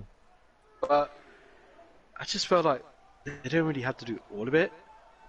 They could Yeah. have used some of that time for other matches, just to make build the other matches a bit more better. Yeah. But yeah, I think there was that, and then there was a controversial spot that was taking place, which was linked to Chris Benoit. Oh wow, I missed it because I'm not gonna I lie, I kind of fell asleep during this match. Not because it was a bad match, just because I was pretty tired. Um, I was trying to help out some of my friends who I was streaming with because there was a few things that they wanted my knowledge of, asking my knowledge about because they were okay. discussing about a certain thing, So what and was this Chris I Benoit kind of spot? missed it. So there was a bit where in the gym area, there's the actual cable ropes that you use just to work on your lats. They used that just to. I can't remember who it was. It was Orton, I think. I think it was Orton trying to hang Edge, Yeah. and I think that was that. purely just it wasn't anything intentional. I think it was just pure coincidence. And it's weird you mentioned that because I just watched Dark Side of the Ring like on Saturday. Saturday, yeah, Saturday. And that was a really good documentary series. I recommend everyone take a look at that. Even people that aren't really wrestling fans, it gives you kind of a better perspective, more than mainstream media and film. But I think that spot was kind of like, yeah, it wasn't. I don't know. I don't think it was intentional. It was just something that happened. I think the match went on fairly long. I fell asleep at some point because I was tired and yeah, it was going on for quite a while. What notes have I got? I actually had Orton to win this, so I was wrong there. I don't know why I thought they would have Orton win and then Edge kind of building into another storyline. But I guess if Edge never wrestled again, this would be a good. He could stop here, but nonetheless, my predictions are at 1 and 3. So one right, 3 wrong. Went on fairly long. The referee. One thing I didn't like about this match was the referee. He was way too loud, man. He was shouting way too much. It's like, dude, there's no one here. We can hear you. We can see your fingers. Like, calm the fuck down. I woke up Yeah. because this guy was counting so loud. He's like, one! Like, he was so loud. He's so energetic in his counts for no reason. I guess he's just used to it. Because when there's like a crowd full of people, you kind of need to project your voice. But there was literally no need for it. This guy was like busting a blood vessel in his forehead, trying to count to 10. And I just thought he was way too loud. I don't know if anyone else noticed that, but I found it funny to the point where I just started laughing. I was like, this is just ridiculous. Um, Yeah. um, I predicted Orton as well, yeah, so I got that one wrong. yeah, What I thought was quite interesting is it's a last man standing match. yeah, That tends to work well if you actually have a crowd. When you don't really have a crowd, it's just a bit more difficult because yeah. There's a you bit know of crowd you need it- participation, during the count and stuff. yeah, but it didn't really have it, so it just did Hmm. not work for me. It didn't work for you. Okay, well, there's a couple of things that kind of contribute to that. It was long, the referee was really loud. I think in terms of what they I, can do, they are who they are, man. They're legends, but um, the the only positive thing I would say about it was the very ending yeah, of the match where you had the concerto, which Edge took in the Raw after Royal Rumble. That he took the spot then, and then he managed to do the spot on Randy Orton just to take the victory. yeah, perfect storytelling. I But, think everything, but even before. poetic justice again. I think the whole, I think, yeah, it's by design because even before this whole, COVID-19 thing happened, like this was on par to being like, this felt like a WrestleMania story build, like from everything that happened with Orton and Edge, the Royal Rumble, the Concerto, and then Randy Orton, and Matt Hardy having those segments across 2 weeks where Matt Hardy was also kind of working on the side on his, YouTube feeding that Randy story into him becoming broken again. There was so much going on. Like it was so good. The build up was really good. The kind of cadence that they used for their promos was very good. It was a WrestleMania destined kind of a build. It's got the history. It was a legacy feud. Um, Yeah. and the story was definitely there. And yeah, you're right, that concerto. So Edge's facial expression at the end, I wrote down, were great.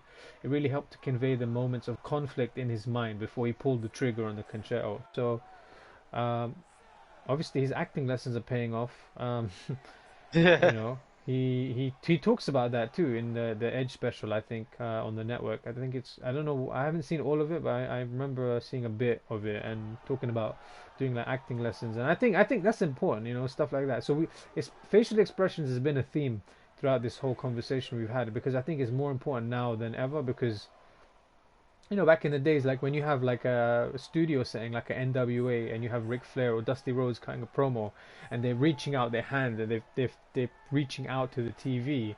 That's kind of what these guys need to adapt and kind of implement is kind of like connecting through the television screen. Whereas I think this is why I didn't much care for the pre-show match. I think between Natalia and Liv Morgan because Liv Morgan obviously doesn't have as much experience as Natalia, but even Natalia didn't have that kind of connection with the TV audience because you just didn't feel like you were involved. You weren't there. There was no connection. Sorry, not you were there. Obviously, no one was there, but they didn't have that connection. Where I think Edge, that the time he took to pause with the facial expressions, very good. It just sucks it couldn't be in front of people. So, that's the wrap for match number 4. Yeah.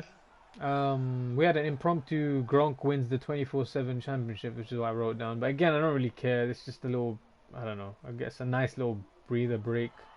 But I want Little you, follow up to what was happening, but yeah, yeah, yeah. couldn't really care I want much. your opinions on the Raw Tag Team Championship. The Street Profits, the champions, defeating Angel Garza and Austin Theory in I six I minutes really and do, 20 seconds. Sorry. I really do like the Street Profits. I Okay. think both guys have so much charisma. They're probably the most charismatic duo in WWE today. Yeah. Um, as for the match itself, I knew for a fact that they were going to win, but as to how they won, I mean, as bad as it sounds, I really couldn't connect to it. Yeah, I couldn't But connect to what it either. Not. It was just after the match which made me feel connected when after the Street Profits won the retained the tag titles, um, Zelina Vega and Austin Theory and also Angel Garza, they were beating on Street Profits. I don't know why I said Zelina Vega, but then you had Bianca Belair arriving in the Performance Center and helping out the Street Profits. Yeah, nice. That didn't. Yeah, that didn't do anything for me because I'm not a huge fan, or I'm not too invested in Bianca Belair. But yeah, the match itself, I think I've mentioned it before. I'm just invested in Angel Garza. That's it. Like, I think he's gonna be big. I think it's a matter of time. I did choose the Street Profits to win this, so it brings my predictions up to 2 correct and 3 incorrect. And the only note I have for this is that I didn't see Austin Theory and Garza winning the titles just yet. I mean, I don't think it would make any sense. Yeah, I mean, because they kind of threw Austin Theory in there last minute. It was good to see Bianca Belair, but I don't like how they went with the whole, oh, it's shocking to see her, because it's not shocking. For one, she's married to, is it Montez Ford? And Yeah. secondly, doesn't she live at the Performance Center? So, like, I don't know.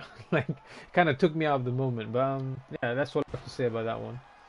Not surprised, Street Profits are still your Raw Tag Team Champions. Um, right. Right So along. we both got that on, right? So moving on. Yeah, so match number 6 is for the SmackDown Women's Championship. The champion defeated Lacey Evans, Sasha Banks, Naomi, and Tamina in 19 minutes and 20 seconds. That's quite a bit of time there, 19 minutes and 20 seconds. Tell me about this. Who did I predict for this? I chose Sasha Banks because I thought that Sasha Banks would actually turn on Bailey, but I guess I was wrong with this.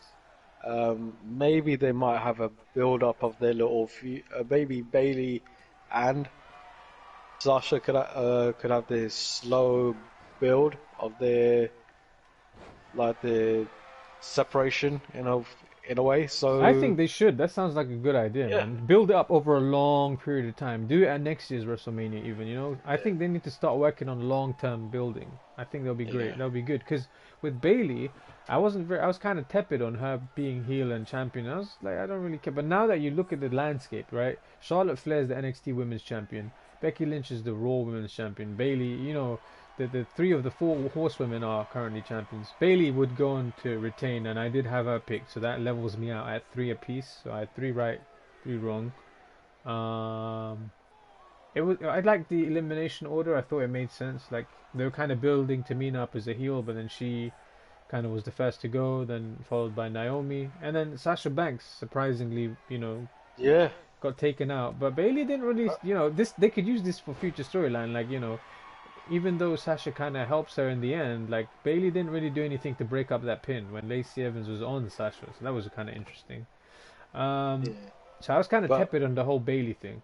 Sorry, go on. but when Sasha was getting pinned, it made you think that it's most likely that Bailey was going to retain.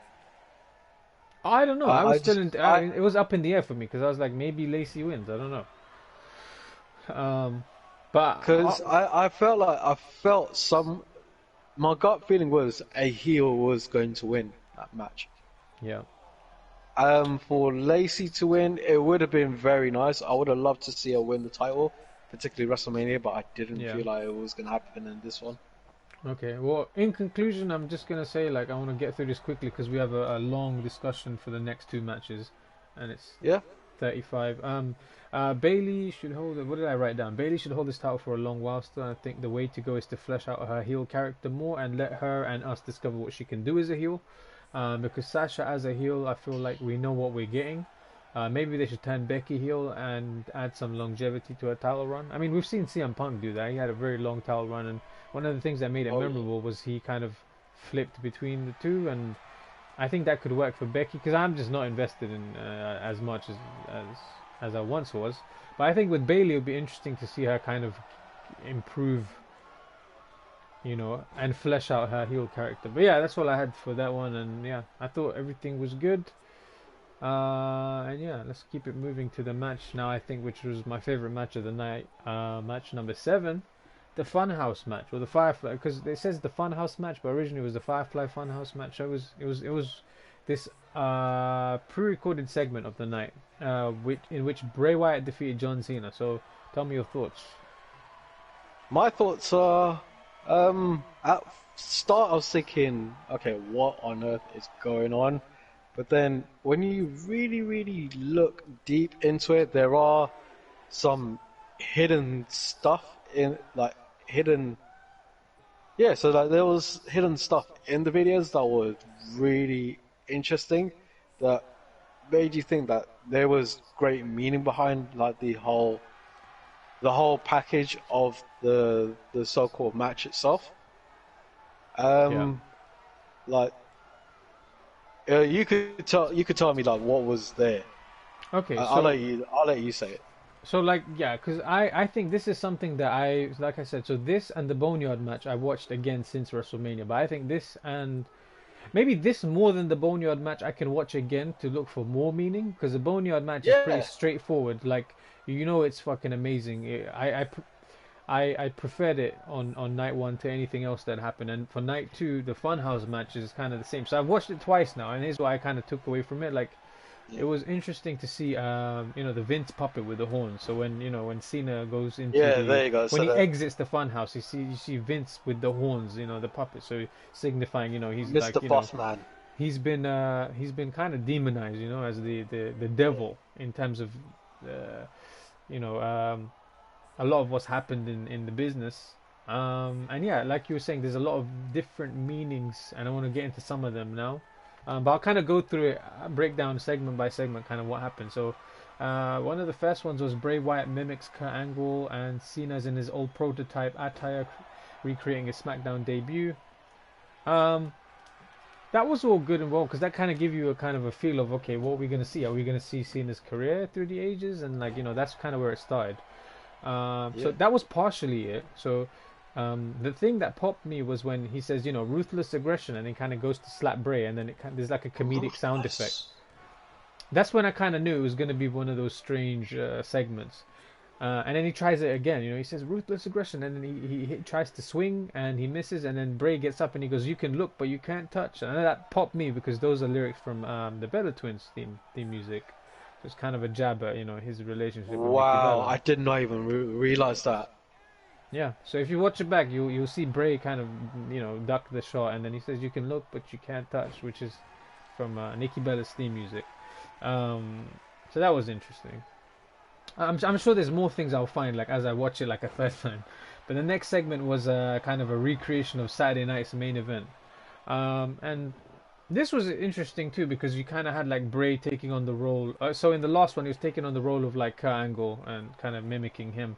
In this one, he's kind of mimicking, I think, Hulk Hogan because he even says something along the lines of, "It's all about having muscles, no matter what little talent you possess."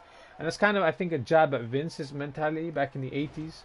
They had this kind of segment which was like really intense, larger than life, and Bray Wyatt's dropping the brothers, and like you see Cena, rapidly doing these kind of dumbbell curls to the point where his arms are going numb, and then you see Vince, the devil, sitting, behind the scenes with Macho Vulture or something. I don't know. It's like a Macho Macho Man. Vulture, yes, yeah. Yeah.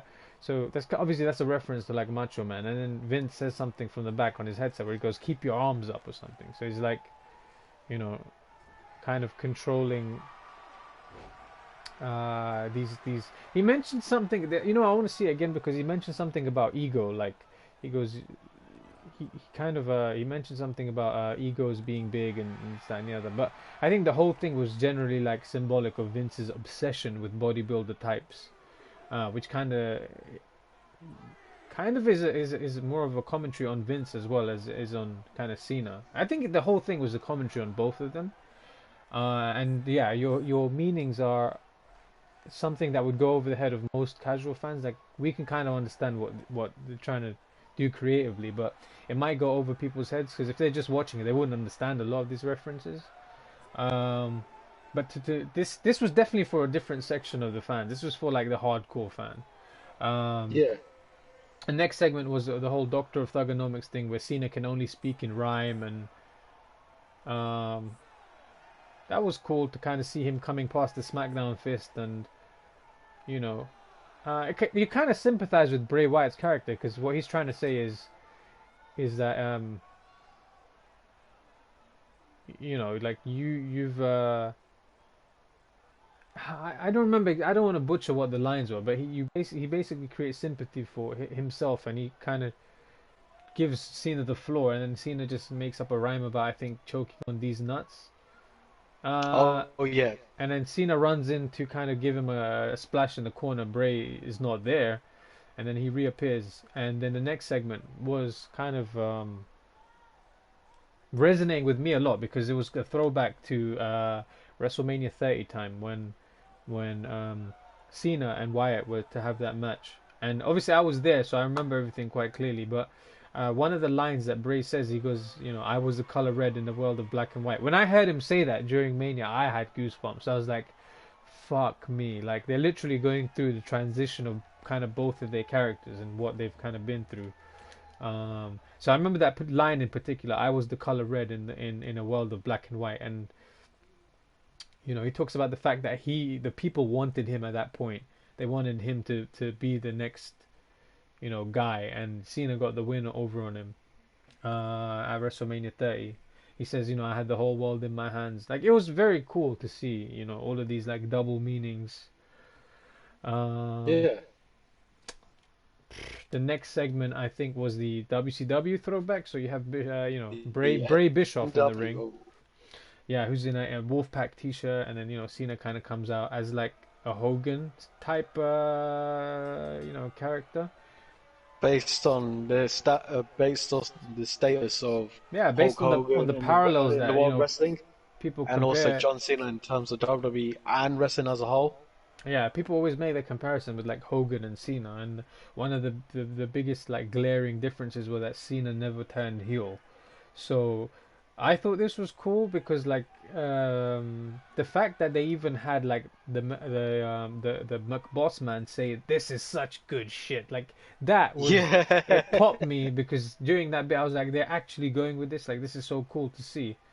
um and yeah, Cena, I think at the end of that little segment, is taking out all his aggression. He's kind of punching Bray on the floor while he's got his NWO t-shirt. So he's kind of turning heel, or he's doing the one thing that people always said he should do, but he never did. And he has flashbacks of like, you know, some of the reaction he's gotten over the years against like Rob Van Dam, for example. There's a sign that says, "If Cena wins, we riot." I remember that sign very clearly from One Night Stand 2006, I think it was, or maybe it was 2007. I think it was 2006 or 2007. But yeah, they have this flashback of Cena seeing all of these points in history where he didn't get the reaction he wanted. And I thought this was like a really good expression of art and perspective. So this is why again I want to see it another time and see what else we can kind of pick up. But it was definitely more poetic. It was like poetry in motion. It was art. It was beyond. I think what the Boneyard match. I think they were very different. So I don't want to compare them. But in terms of like expressive art, I think this was more artsy in that sense, where it's open to a lot of interpretation. Whereas the Boneyard match is straightforward, simple. You understand what the story is. They were different from each other. Not to say that one was better than the other, but I think there was a lot of parallels drawn between Cena and Hogan, and Vince's obsession over this kind of figure in wrestling, big body, big personality.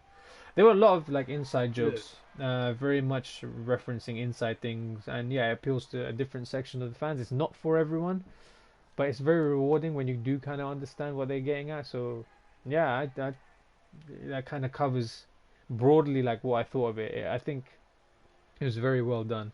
And Bray Wyatt defeats John Cena in 13 minutes in the Funhouse match, and that brings my predictions up to 4 correct, 3 incorrect. I chose the Fiend as well. Yeah. So I think that was a given. And the one thing I liked was at the end when they used Cena's voiceover before he takes the fall. You know, this is going to be the end. I don't remember exactly what the quote was, but Cena says it's going to be the end of an overrated guy who's been given so many opportunities. And that was the voiceover they used of Cena's own voice to his demise at the hands of Bray Wyatt. And then he goes down, and at the end of the match, Cena's been kind of deleted from the ring. So it was very good. It was very good. I enjoyed it a lot. Deleted. Um, so we got the next match, which is, I believe, is the main event, Yep, the main which event. is Drew McIntyre, who defeated Brock Lesnar for the WWE Championship, and this is Drew McIntyre's first ever WWE Championship. Yep. And I believe Drew McIntyre is the first British Yep. WWE champion ever. First British, yeah. First UK born, Scottish, yeah. Yeah. Would you like to go first, or shall I? I don't mind. Yeah, I can go first. I just have a bullet point number one, finisher span. We kind of mentioned that earlier. Just to get this out of the way, so I wrote this as a bullet point. Literally, it says just to get this out of the way, Brock Lesnar is underrated. Okay. I think he did well at the Rumble. I think Lesnar is overrated in terms of how well he is at selling and getting people over, and it's not always about wins and losses. Lesnar is very good at putting people over. I think he's underrated. He can make you believe. When he's feeding a comeback, he doesn't. No one gets a louder response than when you believe that Lesnar is rocked. He's underrated, I think, by the vocal minority of hardcore fans. You know, they always complain he's never there, this, that, and the other. But I mean, there's positives to look at it in terms of like he's special. And I'm not defending any Yeah.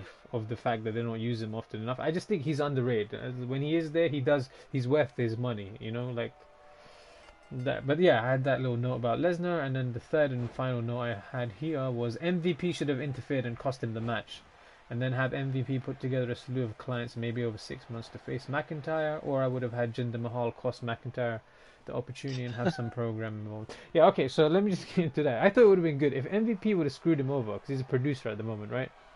Have him screw him over. Don't give McIntyre the payoff just yet. Wait till this whole thing passes, and then build up a storyline. Maybe 6 months, month after month. Just have MVP bring out new clients to feud with McIntyre. It could be anyone. It could be guys that are underrated. It could be guys that aren't being used well, and use MVP to build them up as well, and then give them, kind of feed them to McIntyre. But then obviously they can go off and do their own thing, and do that for maybe Yeah. 6 months till like SummerSlam or whatever the case is, and then just kind of refeed. Then the second half of the year, feed him back into the title picture and have him maybe win a back-to-back Rumble or something. I don't know. We haven't seen that in a while, and it wouldn't be expected either. And I don't think the fans would hate that idea, because his build has been pretty organic. But then again, you never know, man. The fans could turn on anyone at any time. The other thing I thought would have happened, or would have been cool if it happened, is if Jinder kind of cost McIntyre the match, because that's still untapped storyline we can get into with the whole 3MB, the history together, Yeah. the becoming WWE champion. They both overcame a lot. It's a great story waiting to be told, and this is a perfect time to kind of fit it in before giving McIntyre that fucking mad payoff. But it didn't go that way. McIntyre did get the payoff. He won. And yeah, that's all I have to say about it. Um, what are your thoughts? Um, I feel like it's the same thing as Braun Strowman. Both guys finally got to where they 7 minute needed warning, to by be. the way. We have 7 minutes. No? 7 minute warning. 10 minutes. Yeah. Okay, cool. So I feel like it's a very bittersweet moment for both guys. They both. I'm happy for them for finally getting there to capture the top titles that they wanted to capture. But the sad thing is, firstly, there was no crowd just to cheer them on those very moments. And secondly, the matches themselves, they were far too short, and it was just finish. The only spots were just finishes. I think combined, the matches together weren't even 8 minutes. Both matches. No, Because this one was and 4 that's a minutes and real shame. 35 seconds. Yeah, it is what it is. But yeah, that's pretty much the end of night two. I mean, yeah. I mean, there's not. It just feels like it fell flat. Like the whole build and it just kind of culminated. The payoff wasn't what it could have been. But yeah, it is what it is. It's a unique time. And this was a very unique WrestleMania. 2 nights of. I do prefer 2 nights of like 3 hours, 3 hours. Oh, Over like absolutely, a yeah. 6 or 8 hour marathon. So I think I'll say Yeah. that in review. And to kind of wrap things up, just really quickly, there was a dark match at WrestleMania after everything kind of happened, and if you haven't seen Raw, you might want to close your ears. But if you've seen Raw, you kind of already know that the main event or the last segment, I guess, of Raw was the dark match from WrestleMania. So they had Drew McIntyre defend the WWE Championship against the Big Show, and they kind of promoted it as breaking news. So I kind of thought, oh shit, did he just like lose the title or something, or something's happened because they promoted it as though it was like breaking news, and they kind of suckered us into believing that he was going to lose the title when he didn't. And I thought it was good. It was a good move. Big Show is very. I'm surprised at how impressed I am with the Big Show.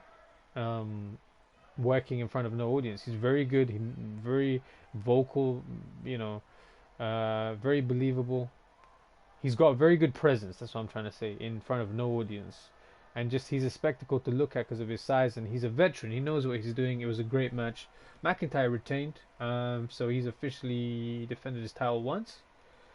Um, and yeah, that was kind of our thoughts on kind of the whole WrestleMania weekend. Jas, is there anything else you feel like you've missed or you want to add before we kind of wrap this up? Um, I could just comment on the show itself. The Yeah. show itself, it had its good matches and it had its bad matches, but overall, based on the whole circumstance that's been going on in the world, I thought it was a pretty good show. Yeah, I think definitely sometimes as wrestling fans we can become jaded. We get entitled. We feel like, if things don't go our way, then it should have gone our way, or they should do this, or I know better. But at the end of the day, I think I enjoy it more. Like now that I'm kind of more of a casual. I wouldn't say I'm a casual fan because I'm somewhere partway between casual and hardcore. But I enjoy it when I'm less invested. So then that way, when I do watch it, it's similar theory to New Japan. If I don't watch it for a while, because they don't have weekly shows. And then when I finally watch a pay per view, I freaking love it because I haven't seen it in a while. It's the same way Yeah, with WWE. I kind of enjoy it when I'm not constantly exposed to the stimulus of knowing what's going on, and then you kind of see what's going on and you make your own mind up. And I've really enjoyed watching it then. But yeah, I think this is kind of helping us realize to put things into perspective. And it's great that wrestling's still going on, week to week. Um, And yeah. yeah, I don't know. I think I've said everything we needed to say. Is there anything else Uh, post conclusion? I think, okay, so we might as well just calculate all the matches that we got Oh, right. okay. All right, yeah. So Yeah, let's do that. that's really easy for me because I got four right and four wrong on both nights. I got four out and four wrong. Okay, cool. So, one, two. So the first night I got 6 out of 8 right. If we Nice. if we exclude both the pre-show matches, I had Charlotte Flair right. I had Street Profits right. I had The Fiend right. So for night two, I've only had 3 right out of the 8. So altogether, I had 9 right, and you had 8 right. Yeah, that sounds about right. Like, at the end of the day, we Yeah. can't always predict things. Otherwise, it just wouldn't be as interesting, I guess. But yeah, this was fun. We should do this maybe for Money in the Bank because I know they were advertising Money in the Bank. And that's Yeah. probably the next time I will watch anything WWE now for a little while. So maybe, yeah, maybe we do a little review for Money in the Bank. Depending on how things go and kind of how things are changing day to day. But yeah, is there anything else you want to say? Is you want to plug anything? Overall, in terms of the show, I give it 2 thumbs up. Two thumbs up, nice. So we've established the birth of Pigman Jones paper, or whatever we're gonna call it. We'll get back to that. But I want to thank you guys for tuning in to this special bonus pod stream where we kind of gave our thoughts on WrestleMania. If you've come in late to the live stream, that's okay. You can watch the VOD on YouTube at any time.